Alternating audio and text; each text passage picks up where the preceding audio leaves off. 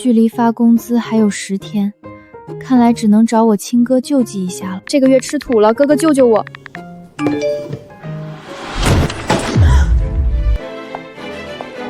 夏慕雪，这是下半年的新锐品牌竞品分析报告，今天下班前必须出现在我的邮箱里。沈主管，可是这份报告涉及大量数据对比，昨天开会定的是下周一个适应期员工抱怨啥？可是今天下班前根本不可能核对完所有的原始数据，如果出错的话，我的安排还需要你来教我怎么做？公司发你工资是让你来讨价还价的吗？做不完，明天就不用来了。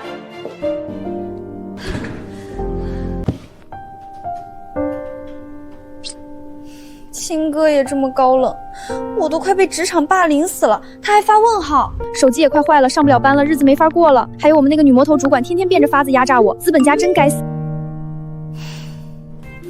转账500.0元。500？我哥今天是发横财了吗？平时管他要200块买口红都得求半天，今天居然一声不吭砸500。请全体员工前往大会议室集合，总裁例行会议即将开始。等等，我哥前2天不是说他把头像换成蓝色的了吗？怎么又变回黑的了？陆廷舟，安静！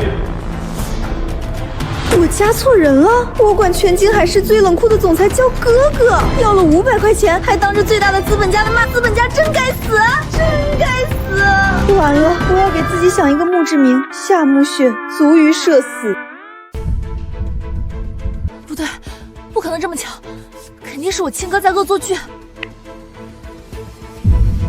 完了，一模一样的黑头像，入职那天扫码加的工作号被我顺手存成哥哥了。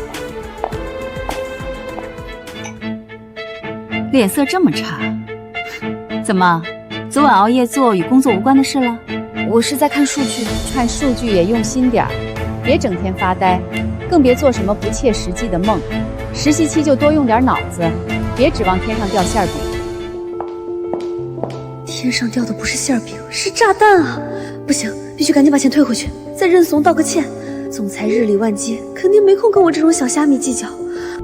陆总，对不起，我之前认错人了，我以为您是我亲哥，我这就把钱退回去。